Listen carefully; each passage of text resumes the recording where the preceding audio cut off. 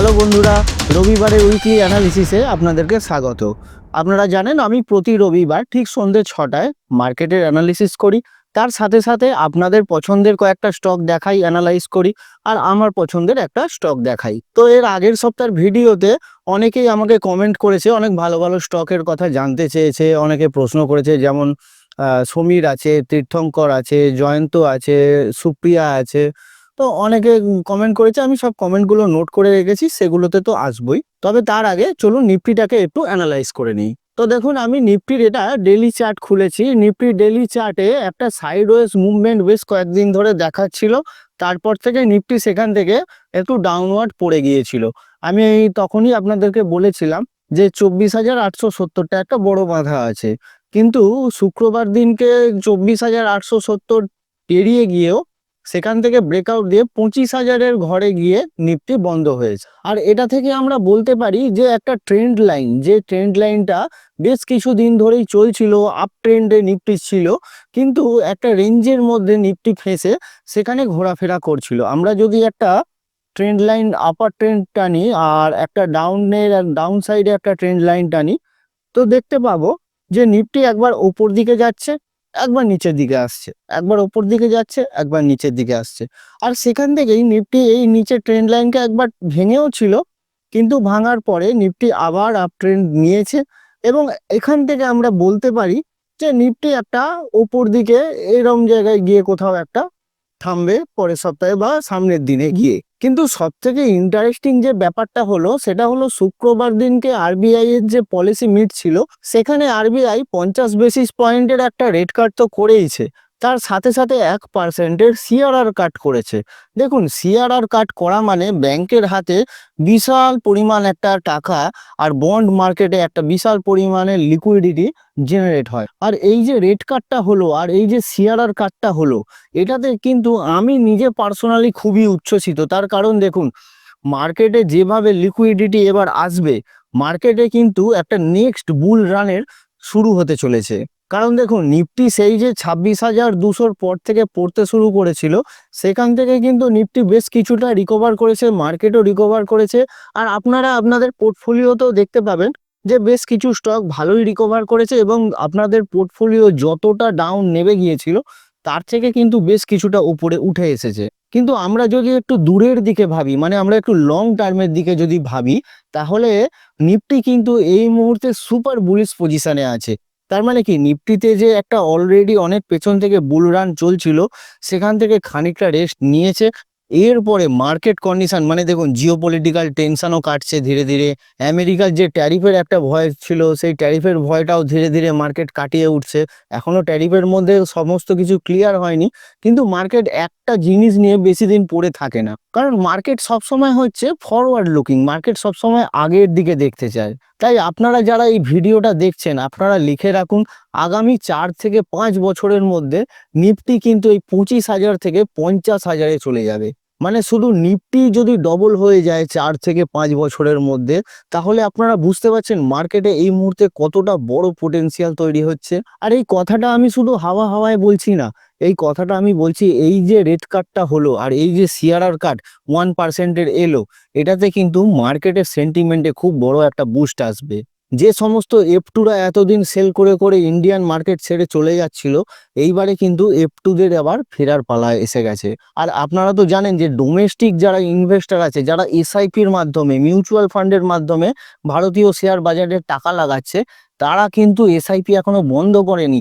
মানে এইটা একটা খুব ভালো সংকেত মার্কেটের জন্য, যে ডোমেস্টিক ইনভেস্টররা কন্টিনিউয়াসলি মিউচুয়াল ফান্ডের মাধ্যমে পাম্প করেই চলেছে টাকা। তাই মিউচুয়াল ফান্ডের হাতে যদি বিশাল পরিমাণ টাকা কন্টিনিউ ইনফ্লো আসতেই থাকে, সেটা মার্কেটেই তো ইনভেস্ট করতে হবে। মিউচুয়াল ফান্ড কি করবে? সেই টাকাটা তো অন্য কোথাও খাটাতে পারবে না। মানে আমি যদি একটা মিউচুয়াল ফান্ড করি, তাহলে আমি মিউচুয়াল ফান্ডের মাধ্যমে যদি আমি টাকা বিনিয়োগ করি, সেই টাকাটা কোথায় যাবে? সেই টাকাটা মার্কেটেই আসবে। আর যেহেতু আমাদের শেয়ার বাজারে মার্কেট পেনিট্রেশন খুবই কম, মানে আমেরিকার মতো দেশে যেখানে জনসংখ্যার 60% লোক মিউচুয়াল ফান্ড বা অমুক তমুক ডাইরেক্ট স্টকে, মানে শেয়ার বাজারে ইনভেস্ট করে, কিন্তু আমাদের দেশে সেখানে 4-5% লোক মাত্র শেয়ার বাজারে ইনভেস্ট করে। তো 150 কোটির দেশে ধীরে ধীরে যত সচেতনতা বাড়বে, যত লোক এই শেয়ার বাজারের সাথে যুক্ত হবে, ততই কিন্তু শেয়ারের ভ্যালুও বাড়তে থাকবে। তার কারণ দেখুন, কাচরা স্টক অনেক আছে, কিন্তু ভালো স্টক তো লিমিটেড।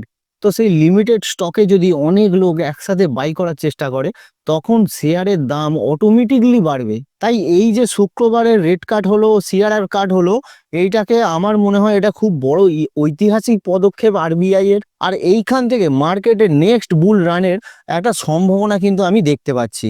তাই আমি বলবো আপনাদের কাছে যাদের পোর্টফোলিওতে খুব খারাপ খারাপ স্টক আছে, মানে ধরুন একদম বেকার স্টক, তার কোনো মাথা মুন্ডু নেই, সেই সমস্ত স্টক থেকে বেরিয়ে এসে কিন্তু এই সময় আপনাদের একটা পোর্টফোলিও চার্নিং এর টাইম।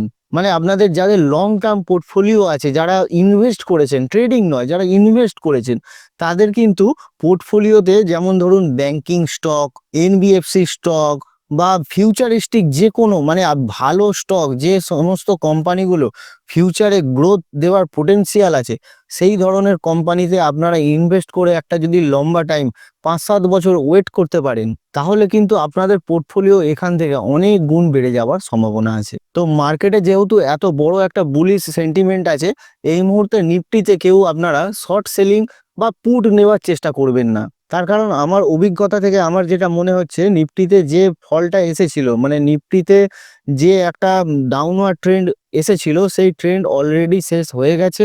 এইবার এখান থেকে নেক্সট বুল রানের জন্য কিন্তু নিফটি তৈরি হচ্ছে। তাই নেক্সট উইকে নিফটিতে মাত্র একটাই বাঁধা আছে, সেটা হলো 25,100 একটা বাঁধা আছে। তো 25,100টা একটা যে রেজিস্ট্যান্স আছে, সেই রেজিস্ট্যান্সটাকে যদি পার করে দেয় 25,100 পর থেকে নিফটিতে অন্তত আপনারা কেউ শর্ট সাইডে বা সেলিং সাইডে বা পুট সাইডে কেউ যাবেন না। তার কারণ 25,100 বাঁধাটা পার করার পর থেকে নিফটি আমাদেরকে কিন্তু বড় একটা বুলিশ মুভ দেখাতে পারে। তো এই ছিল নিফটির ভিউ এই মুহূর্তে। এবার আসি আমাদের কমেন্ট সেকশনে, যেখানে আপনারা আপনাদের মতো করে স্টকগুলো বলেছিলেন। যেমন তীর্থঙ্কর বলেছিল প্রাজ ইন্ডাস্ট্রিজ। তো প্রাজ ইন্ডাস্ট্রিজের আমি যদি চার্টটা খুলি, দেখুন প্রাজ ইন্ডাস্ট্রিজ টপ থেকে পড়ে গেছে প্রায় এখানে 48%। এবার আপনি এখানে আমাকে বলেননি যে আপনি এটাকে লং টার্মের জন্য নিয়েছেন না শর্ট টার্মের জন্য নিয়েছেন, কিন্তু আমি এখান থেকে চার্ট দেখে যেটা বলতে পারি, যে আমি এটা মান্থলি চার্ট খুলেছি, কিন্তু মান্থলি চার্টে একটা ভালো সাপোর্ট মানে লেভেল হচ্ছে 448 টাকা। তো 448 টাকার লেভেল থেকে বারবার কিন্তু প্রাজ ইন্ডাস্ট্রিজ আপবিট করার চেষ্টা করছে। আর এর রেজিস্ট্যান্স আছে 644 টাকায়। 644 টাকার লেভেলে প্রাজ ইন্ডাস্ট্রিজে একটা ভালো রেজিস্ট্যান্সও আছে। তো দেখতেই পাচ্ছেন এই মানে এই মুহূর্তে প্রাইজ ইন্ডাস্ট্রিজ একটা রেঞ্জের মধ্যে ফেসে আছে। তো এখান থেকে আপ হলে 644টা একটা রেজিস্ট্যান্স পয়েন্ট, মানে ওটাকে যদি ব্রেক আউট করতে পারে, তাহলে জানবো আবার ওপর দিকে যাওয়ার চান্স একটা হতে পারে। আবার যদি এখান থেকে ব্রেকডাউন দেয়, তাহলে 448-এর নিচে গেলে সেখান থেকে বলবো এখান থেকে ফ্রেশ আবার একটা ব্রেকডাউন হলো। তার কারণ 448 টাকায় একবার, দুবার, তিনবার, চারবার এখান থেকে রিবাউন্ড করেছে। কিন্তু প্রাজ ইন্ডাস্ট্রিজের আমি যেটা ফিনান্সিয়াল দেখলাম, খুব একটা ভালো লাগলো না। এখান থেকে ওপরের থেকে বেশি নিচের দিকে যাওয়ার চান্সই বেশি। তবে আপনি নেক্সট কোয়ার্টারের রেজাল্টটা অবধি ওয়েট করতে পারেন। নেক্সট কোয়ার্টারের রেজাল্ট যদি ভালো হয়, তো এখান থেকে আবার আপবিট হয়ে যাবে। যদি নেক্সট কোয়ার্টারের রেজাল্টও খারাপ হয়, তাহলে কিন্তু প্রাজ ইন্ডাস্ট্রিজে আর না থাকাই ভালো। এবার সমীর বলেছে সম্মান ক্যাপিটাল। তো সম্মান ক্যাপিটালের চার্ট আমি যদি খুলি, দেখুন সম্মান ক্যাপিটাল এই মুহূর্তে আমি এটা মান্থলি চার্ট খুলেছি, মানে একটা ক্যান্ডেল একটা মাসকে রিপ্রেজেন্ট করছে। তো যদি আমি দেখি এইখানে একটা সাপোর্ট লেভেল আছে 80 টাকায়, আর একটা রেজিস্ট্যান্স লেভেল আছে 260 টাকায়। দেখুন সম্মান ক্যাপিটাল 2020 সালের মার্চ মাসের 2 তারিখ থেকে এই যে এখানে মানে ফেসে গেছে একটা রেঞ্জের মধ্যে, সেই রেঞ্জের মধ্যে 2020 থেকে আজকে 2025, 5 বছর ধরে একই জায়গায় ফেসে আছে, এমনটাই আমাদেরকে চার্ট বলছে। তো আমি আপনাদেরকে দেখিয়েছিলাম যে কোনো স্টকে যতক্ষণ না একটা ব্রেকআউট, আমরা প্রপার ব্রেকআউট দেখতে পাচ্ছি, একটা ভালো ইউজ কার্ভের একটা ব্রেকআউট দেখতে পাচ্ছি, ততক্ষণ আমাদের সেই সমস্ত স্টকগুলো না নেওয়াই ভালো ট্রেডিং পারপাসে। যদি আপনারা ইনভেস্টিং পারপাসে নেন, তাহলে সে বিষয়টা আলাদা। দেখুন আমি আপনাদেরকে যে আজকে স্টকটা দেখাবো, সেটা ইনভেস্টমেন্ট পারপাসেই দেখাবো। তো যদি আপনারা ট্রেডিং পারপাসে নেন, দেখুন আমি এই স্টকটা দিয়ে সম্মান ক্যাপিটালে আমি দেখিয়ে দিচ্ছি। উইকলি চার্টে সম্মান ক্যাপিটাল এইখান থেকে একটা হাই বানিয়েছিল 2013 সালে, ঠিক আছে, আমি অনেক পুরনো চার্ট দেখাচ্ছি। 2013 সালে হাই বানিয়েছিল, সেখান থেকে পড়ে গিয়েছিল। এবার সেইখান থেকে যে পড়ার পর যে উঠলো, আমি এখানে যদি ভলিউমও খুলি দেখা যাক, ভালো ভলিউমও ছিল। তো ভলিউম নিয়ে এখান থেকে বড় বড় ক্যান্ডেল বানিয়ে এই যে ব্রেকআউটটা এলো। মানে একটা পুরনো হাইকে যতক্ষণ না কোনো স্টক ব্রেক করছে ততক্ষণ সেই স্টকটাতে না এন্ট্রি হওয়াই ভালো। তো এই যে ব্রেকআউটটা হলো, এই লেভেলে কেউ যদি এন্ট্রি করতো তাহলে দেখুন আমাদেরকে সম্মান ক্যাপিটাল কত বড় একটা গেইন দিয়েছে। আমি যদি মান্থলি চার্ট খুলি, এই যে এইখানে এই যে মান্থলি চার্টে একটা এখানে ক্লোজ দিল প্লাস ব্রেকআউট দিল, সেখান থেকে দেখুন 260 টাকা থেকে স্টকটা কোথায় গিয়েছিল, 260 থেকে গিয়েছিল প্রায় 1262 টাকা। তার মানে বুঝতে পারছেন যে যতক্ষণ না স্টকটা কোনো একটা রেঞ্জ থেকে ব্রেকআউট দিচ্ছে ততক্ষণ সেই স্টকেতে ট্রেডিং পারপাসে ঢোকা ভুল হয়ে যাবে। এখন যেরকম আমাকে যদি কেউ বলে সম্মান ক্যাপিটালে কখন যাও, দেখুন 5 বছর ধরে একটা রেঞ্জে ঘুরছে। এবার সেই 5 বছরের যে রেঞ্জটা রয়েছে সেই রেঞ্জ থেকে যতক্ষণ না ব্রেক করছে ততক্ষণ আমি অন্তত এই স্টকে এন্ট্রি করব না। অন্য কারোর অন্য কোনো স্ট্র্যাটেজি থাকতে পারে, যে যার স্ট্র্যাটেজি আলাদা আলাদা। আমার নিজের যে স্ট্র্যাটেজিতে আমি নিজে কাজ করি সেটাই আমি আপনাদেরকে দেখাই। তো যতক্ষণ না এখান থেকে ব্রেকআউট হচ্ছে ততক্ষণ এখানে এন্ট্রি হওয়ার কোনো চান্সই নেই। যেমনটা আমাকে দেখিয়ে বলেছে সুপ্রিয়া, সুপ্রিয়া বলেছে ওয়ারি। তো ওয়ারি রিনিউয়েবলসে দেখি, দেখুন ওয়ারি রিনিউয়েবলসে এই যে এখানে আইপিও এসেছিল খুব সম্ভবত 9 এপ্রিল, তো উপরে গেছে, এখানে একটা হাই বানিয়েছে, হাই বানানোর পর পড়ে গেছে, এবার এই রেঞ্জের মধ্যে ফেঁসে গেছে। তো এটা ডেলি ক্যান্ডেল, যদিও খুব বেশি দিন হয়নি, এপ্রিল মে জুন 2-3 মাসেরই চার্ট এটা। যাই হোক, তো এখান থেকে যতক্ষণ না আমাকে এদিকে ব্রেকআউট দিচ্ছে ততক্ষণ আমি কি করে বুঝবো এই স্টকটাতে একটা ভালো মুভ আসতে চলেছে কি না। দেখুন শেয়ার বাজারে দুটোই মাত্র স্ট্র্যাটেজি হয়, এক হচ্ছে বাই লো সেল হাই, নিচে কেনো ওপরে বেচো। আর 2 নম্বর হচ্ছে buy high sell even higher, মানে ওপরে কেনো আরো ওপরে বেচো। ঠিক আছে, তো যখন আমরা ফান্ডামেন্টাল অ্যানালিসিস করে আমরা যখন একটা স্টকেতে মানে লং টার্মের জন্য এন্ট্রি নেব তখন আমরা খুঁজবো বাই লো সেল হাই, কম দামে কেনো বেশি দামে বেচো, এইটা হচ্ছে মোদ্দা কথা। আর যখন আমরা ট্রেডিং এ যাব তখন হচ্ছে বাই হাই, হাইয়ে কিনবো, যতক্ষণ না হাই ভাঙছে মানে বেশি দামেই কিনবো আর আরো বেশি দামে বেচবো। বোঝাতে পারলাম বিষয়টা? দেখুন ট্রেডিং মাইন্ডসেটটা আলাদা আর ইনভেস্টিং মাইন্ডসেটটা আলাদা। তো ট্রেডিং মাইন্ডসেট যখন আপনার হবে তখন আপনি ট্রেডিং করার জন্য buy high sell even higher এইটাকে মাথায় রাখুন। আর যখন আপনি কখনো মানে ইনভেস্টিং করবে কোনো স্টকে, সব সময় চেষ্টা করবেন বাই লো সেল হায়ার। তো এই যে স্টকটা আছে ওয়ারি রিনিউয়েবলস, হ্যাঁ ওয়ারি রিনিউয়েবল, তো ওয়ারি রিনিউয়েবল স্টকটাতে যতক্ষণ না এই 1170 এই যে মানে বাধাটা আছে এইটাকে যতক্ষণ না পেরোচ্ছে এতে একটা ভালো লং টার্ম গ্রোথ দেখা মুশকিল আছে। আর যত একটা রেঞ্জের মধ্যে যেহেতু ফেঁসে আছে আর রেঞ্জটাও খুব বড়, তো এই রেঞ্জ থেকে যদি আবার নিচের দিকে এখানে নামে তখন আবার এটা গন্ডগোল হয়ে গেল, তাহলে ব্রেকডাউন হয়ে গেল। তো রেঞ্জটাও খুব বড়। তো যাই হোক, এই স্টকটাতে আপনার কোথায় এন্ট্রি কোথায় এক্সিট আমি জানি না, তবে এই দুটো লেভেলকে আপনি ওয়াচ আউট করতে পারেন। এক হচ্ছে 900 টাকা লেভেল আর দুই হচ্ছে 1170 টাকা লেভেল। তো 1170 থেকে যখন আপ হবে তো লোক ভুলটা কি করে দেখুন, এইখানে হয়তো কোনো লেভেলে সুপ্রিয়ার হয়তো এটা বাই আছে, সুপ্রিয়া বা সুপ্রিয় যাই হোক, সুপ্রিয়ই হবে, কেননা মেয়েরা তো আর দেখে না, ছেলেরাই আমাদের বয়েজ ক্লাব। তো যাই হোক, তো সুপ্রিয়ই হবে। সুপ্রিয় যেটা করবে এখানে কোথাও একটা বাই আছে, আমি জানি না কোথায় বাই আছে। যখন এই স্টকটা 1170 লেভেলে আসবে মানে তখন সুপ্রিয় কি ভাববে যে এই স্টকটা থেকে এইবার বেরিয়ে যাওয়া উচিত, তার কারণ মানে হয় প্রফিট হয়ে গেছে আর নয়তো আমার নিজের দাম এসে গেছে। তো 1170-এ বেরিয়ে যাবে। অ্যাকচুয়ালি 1170টা হচ্ছে এন্ট্রি পয়েন্ট, যেমনটা ছিল সম্মান ক্যাপিটালে। দেখুন সম্মান ক্যাপিটালে যদি কেউ এই যে এটাকে এই লেভেলে কেউ বাই করে থাকে, মানে 242 লেভেলে কেউ বাই করে থাকে, এবার সেই স্টকটা পড়ে গেছে 163 টাকায়। 242 টাকার স্টক পড়ে গেছে 163 টাকায়। লোক ওয়েট করবে তো যে 242 আসুক ভাই আমি বেরিয়ে যাব। যখন এই 242 পেরিয়ে 260 এলো, তো তার প্রফিট হয়েছে। 242-এ কেনা, 260 এসছে, তাহলে তার প্রফিট হয়েছে। তো সে ওখান থেকে চাইবে কি একটা বেরিয়ে যায়, আমার প্রফিট হয়ে গেছে। কিন্তু অ্যাকচুয়ালি ওটা হচ্ছে এন্ট্রি পয়েন্ট। যখন আমরা ট্রেডিং মাইন্ডসেটে ঢুকবো, তখন হাই আর হাইটা হচ্ছে আমাদের মানে হচ্ছে এন্ট্রি পয়েন্ট।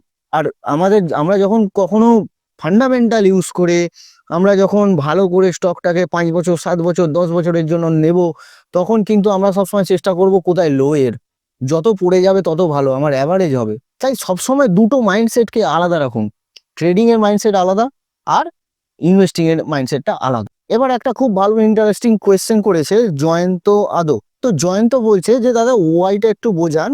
ওয়াই মানে হচ্ছে ওপেন ইন্টারেস্ট। তো ওপেন ইন্টারেস্ট দেখে কিভাবে বায়ার সেলার ঠিক করে আমরা নিফটি ওপরে যাবে না নিফটি নিচে যাবে সেটা আমরা কিভাবে বুঝবো। দেখুন ওপেন ইন্টারেস্ট একটা খুব বড় সাবজেক্ট। এটা নিয়ে বোঝাতে গেলে হয়তো আমাকে আরো একটা এপিসোড বানাতে হয়, কিন্তু তাও আমি আপনাকে একটা খুব ছোট্ট করে একটা মজার উদাহরণ দিয়ে আমি বুঝিয়ে দিই।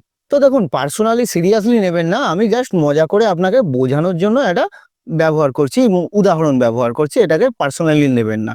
ধরি জয়ন্ত একটা ইয়ং ছেলে, খুব ভালো দেখতে, দারুণ দেখতে। তো জয়ন্তর ওপর অনেক মেয়ে ফিদা। এবার ধরি জয়ন্ত একটা মেয়ের সাথে, মানে নাম দিলাম মেয়েটার নাম দিলাম তো ABCD করে আমি নাম দিচ্ছি। এর সাথে একটা রিলেশনশিপে এলো। এবার এই রিলেশনশিপটায় কজন জড়ালো? দুজন জড়ালো। দুজনের মধ্যে রিলেশনশিপ হলো। এখানে ওপেন ইন্টারেস্ট কটা হলো, মানে রিলেশনশিপ কটা হলো? একটা হলো। এবারে এর সাথে সাথে জয়ন্ত এর সাথেও প্রেম করলো। রিলেশনশিপে কজন এলো? তিনজন এলো। কিন্তু রিলেশনশিপ কটা হলো? জয়ন্তর সাথে জয়ন্তর সাথে বি। তাহলে কটা ওপেন ইন্টারেস্ট হলো? দুটো। আবার যদি সেইভাবেই এর সাথে প্রেম করে, মানে ABC তিনজনের সাথে প্রেম করেছে জয়ন্ত, তাহলে রিলেশনশিপ কটা? একটা, দুটো, তিন। কিন্তু দেখুন এই রিলেশনশিপে জড়িয়েছে কজন? জয়ন্ত, ABC চারজন জড়িয়েছে, কিন্তু রিলেশনশিপ কটা? তিনটে। এক, এর সাথে একটা রিলেশন, এর সাথে একটা রিলেশন, এর সাথে একটা রিলেশন। তো এইভাবেই আমি যদি জয়ন্তকে বড় ইনভেস্টার ভাবি, মানে যারা ইনস্টিটিউশনাল ইনভেস্টার, আর এই মেয়েগুলোকে আমি যদি রিটেল ইনভেস্টার, আমার আপনার মতো রিটেল ইনভেস্টার ভাবি, তাহলে কি হবে? জয়ন্ত অপশন সেল করে আর রিটেলরা কি করে? বাই করে। তো একবার একটা কন্ট্রাক্ট সেল করলো মানে একটা ওপেন ইন্টারেস্ট হলো। আর একজনকে একটা কন্ট্রাক্ট সেল করলো মানে দুটো ওপেন ইন্টারেস্ট হলো। আর একজনকে একটা কন্ট্রাক্ট সেল করলো মানে তিনটে ওপেন ইন্টারেস্ট হলো। এবার একজন ব্যক্তি তিনজনকে সেল করেছে অপশন কন্ট্রাক্ট। তার মানে কি? যে সেল করেছে, যদি আমি ভাবি কল সেল করেছে, কলের ওপেন ইন্টারেস্ট আমরা ভাবছি, ধরুন 25,000-এর নিফটি আছে, কেউ 26,000-এর কল, মানে জয়ন্ত 26,000-এর কল সেল করেছে। তাহলে জয়ন্ত কি ভাবছে? নিফটি নিচের দিকে যাবে, তাই জন্য সেল করেছে। আর ব্যক্তি কি ভাবছে? যে নিফটি ওপর দিকে যাবে, তাই জন্য কল বাই করেছে। বি কি ভাবছে? নিফটি ওপর দিকে যাবে, তাই জন্য কল বাই করেছে। সি কি ভাবছে? কল বাই করেছে, তাই নিফটি ওপর দিকে, ও ভাবছে নিফটি ওপর দিকে যাবে। তাহলে তিনজন ভাবছে যে নিফটি ওপর দিকে যাবে, তাই জন্য তিনজন বাই করেছে। একা ভাবছে নিফটি নিচের দিকে যাবে, তাই জন্য জয়ন্ত তিনটে কল সেল করে দিয়েছে। তো যদি আপনার 26,000-এর কলেতে আপনাকে যদি দেখায় যে ওপেন ইন্টারেস্ট তিনটে, তো এটা দেখে আপনি কি করে বুঝবেন যে নিফটি ওপর দিকে যাবে না নিফটি নিচের দিকে যাবে? তার কারণ ওপেন ইন্টারেস্টে বায়ারও আছে, সেলারও আছে। ওপেন ইন্টারেস্টের যে নাম্বারটা, মানে আমি ধরি 26,000-এর কলে যতটা ওপেন ইন্টারেস্ট দেখাচ্ছে, তার মানে তার ডবল লোক সেটাকে ট্রেড হয়েছে। মানে ওপেন ইন্টারেস্টের মানে কি? মানে তিনজনের সাথে রিলেশনশিপে আছে। তো যে সেল করেছে সে বাই না করে পালাতে পারবে না, যে বাই করেছে সে সেল না করে পালাতে পারবে না। মানে যতক্ষণ জয়ন্ত সেল করে রেখেছে আর বাই করে রেখেছে, ততক্ষণ ওপেন ইন্টারেস্ট আছে। যখনই এর থেকে কিনে নিল, তখনই ওপেন ইন্টারেস্ট শেষ হয়ে গেল, মানে রিলেশনশিপটা শেষ হয়ে গেল। বোঝাতে পারলাম বিষয়টা?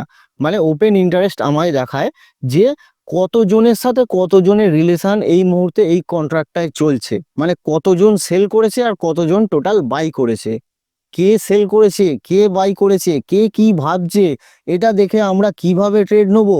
এর সাথে ওপেন ইন্টারেস্টের সাথে মার্কেট কোন দিকে যাবে এর কোনো সম্পর্ক নেই, এটা সম্পূর্ণটা স্পেকুলেশন। তাই open interest, max pain, PCR, volume chart এই ধরনের ডেটাগুলো দেখে ট্রেড নেওয়া, মানে এই ডেটাগুলো থেকে দেখে কোন দিকে মার্কেট যাবে এটাকে ঠিক করাটা খুব মুশকিল। তো আপনারা যদি চান যে ওআই, পিসিআর বা ভলিউম নিয়ে একটা গোটা এপিসোড বানাতে, আপনারা কমেন্টে জানান, নিশ্চয়ই আমি একটা গোটা এপিসোড বানিয়ে দেবো। তো এই তো গেল কমেন্ট সেকশন। এবারে আসি আমার পছন্দের স্টকে, যে স্টকটা আমার এই মুহূর্তে ভালো লাগছে সেই স্টকটার নাম হলো CAMS, computer age management service. তো এই কম্পিউটার এজ ম্যানেজমেন্ট সার্ভিস কি করে? ক্যাম্পস করে কি, অ্যাকচুয়ালি মিউচুয়াল ফান্ডের ট্রান্সফার এজেন্ট এই কোম্পানিটা। মানে আমরা যে মিউচুয়াল ফান্ডে ইনভেস্ট করি, তো এই ইনভেস্টমেন্টগুলোকে, মানে মিউচুয়াল ফান্ডের যে ন্যাব অ্যালোকেশন, তারপরে আমাদের যে এসআইপি অটোমেটিকলি আমাদের ব্যাংক থেকে কেটে নেওয়া, তারপরে আমরা যে রিডিম করছি, মানে আমরা যে টাকা তুলে নিচ্ছি সেগুলোকে প্রসেস করা, এই ধরনের সার্ভিসগুলো দেয় ক্যাম্পস বিভিন্ন মিউচুয়াল ফান্ড হাউসকে। মানে এটা একটা অ্যাকচুয়ালি আইটি কোম্পানি, কিন্তু ক্যাপিটাল মার্কেট ইনফ্রাস্ট্রাকচারের কোম্পানি। তো দেখুন দেখাচ্ছে যে it is the India's largest register and transfer agent of mutual fund with an aggregate market share of 68%। মানে টোটাল মার্কেটে যত মিউচুয়াল ফান্ডে ইনভেস্ট হচ্ছে সেই ইনভেস্টমেন্টের 68% ক্যাম্পসই এগুলোকে প্রসেস করে। তার মানে মার্কেট লিডারশিপের দিক দিয়ে ক্যাম্পস কিন্তু খুব ভালো। আর আমাদের দেশে, যেহেতু আমি প্রথমেই বললাম যে আমাদের দেশে কিন্তু শেয়ার বাজারে পেনেট্রেশন খুবই কম, মানে যত ইউনাইটেড নেশনস বা ইউরোপিয়ান কান্ট্রি, এই ধরনের কান্ট্রি যেগুলো অ্যাডভান্সড নেশন, সেই সমস্ত দেশেতে অনেক লোক কিন্তু শেয়ার বাজারে নিবেশ করে। কিন্তু আমাদের দেশ যেহেতু ধীরে ধীরে এখন ডেভেলপমেন্ট করছে, তো আমরা আশা করতে পারি আগামী দিনে আরও অনেক লোক শেয়ার বাজারেতে ইন্টারেস্টেড হবে, আর শেয়ার বাজারে আরও অনেক লোক ইনভেস্টমেন্ট করবে। এবার সবাই তো আর ডাইরেক্ট স্টকে ইনভেস্ট বা ট্রেডিং করবে না, বেশিরভাগ লোকই মিউচুয়াল ফান্ডের মাধ্যমে শেয়ার বাজারে নিবেশ করবে। তো যত লোক শেয়ার বাজারে ইন্টারেস্টেড হবে আর মিউচুয়াল ফান্ডের মাধ্যমে যত লোক ইনভেস্ট করবে, ততই কিন্তু এই ক্যাম্পসের মতো কোম্পানিগুলোর মার্কেট শেয়ারও বাড়বে, সেলসও বাড়বে এবং তার সাথে সাথে প্রফিটও বাড়বে। তো দেখুন ক্যাম্পসের আমি যদি পিয়ার কম্পিটিশন করি, মানে এদের যে কম্পিটিটর আছে কারা, সিডিএসএল আছে, কেফিন টেকনোলজি আছে, ক্যাম্পস আছে, বিকন ট্রাস্ট আছে। তো সিডিএসএল, কেফিন টেকনোলজির থেকে ক্যাম্পস এই মুহূর্তে অনেক ভ্যালুয়েশনও কম আছে। তাছাড়া আমরা যদি সেলসগুলোকে লক্ষ্য করি, 230, 226, 232, 237, 244, ধীরে ধীরে 287, 308, 342, 348, মানে ধীরে ধীরে সেলস বাড়ছে। এবং আমরা যদি ইয়ারলি এর প্রফিট গ্রোথ দেখি, দেখুন 62, 70, 81, 108, 160, 112, 164, 289, 275, 337। লাস্ট 2025 যে মার্চে ক্লোজিং দিল, 441 কোটি টাকার প্রফিট করেছে এগেনস্ট 1334 কোটি টাকার রেভিনিউয়ে। এছাড়া আপনারা যদি অপারেটিং প্রফিট মার্জিন দেখেন, দেখুন 46%-এর অপারেটিং প্রফিট মার্জিন আছে এই কোম্পানিটার মধ্যে। তো এই ধরনের কোম্পানিতে আপনারা ফোকাস করতে পারেন, যে কোম্পানিগুলো ভবিষ্যতের জন্য ভেবে, মানে আজকে নয়, মানে আজকে কিনলাম কালকেই বেড়ে যাবে এমনটা নয়, ভবিষ্যতের দিকে তাকিয়ে যে ভবিষ্যতে কোন সেক্টর ভালো গ্রো করতে পারে। যেমন শেয়ার বাজার সম্বন্ধিত যে সমস্ত কোম্পানি, যেমন ধরুন বিএসসি, সিডিএসএল, কেফিনটেক, এই সমস্ত কোম্পানিগুলোর ভবিষ্যৎ খুব ভালো। তার কারণ শেয়ার বাজারে পার্টিসিপেন্ট রোজ রোজ বাড়তেই থাকবে, আর এই সমস্ত কোম্পানিগুলোর প্রফিট, সেল সমস্ত কিছুই দিন দিন বাড়তে থাকবে। তাই আপনারা যদি বিনিয়োগ করতে চান এই ধরনের কোম্পানিতে বা এই ধরনের সেক্টরে, মানে ক্যাপিটাল মার্কেট ইনফ্রাস্ট্রাকচারের সমস্ত কোম্পানিগুলোতে আপনারা নজর রাখতে পারেন। তো বন্ধুরা, এই ছিল এই সপ্তাহের মার্কেটের আউটলুক। আপনাদের কমেন্ট, আমার পছন্দ সবই দেখানো হয়ে গেল। ভিডিওটা ভালো লাগলে লাইক, কমেন্ট, শেয়ার করতে ভুলবেন না। আর এই ধরনের ভিডিও আরও দেখতে চাইলে আমার চ্যানেলটাকে অবশ্যই সাবস্ক্রাইব করে রাখুন। ধন্যবাদ। দেখা হচ্ছে পরের রবিবার ঠিক সন্ধ্যে 6টায়।